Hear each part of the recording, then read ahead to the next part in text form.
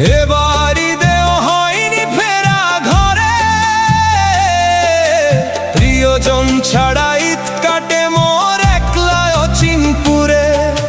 নিঃসঙ্গতা কুরে কুরে খায় তবুও মুখে হাসি, আমি যে প্রবাসী, আমি যে প্রবাসী।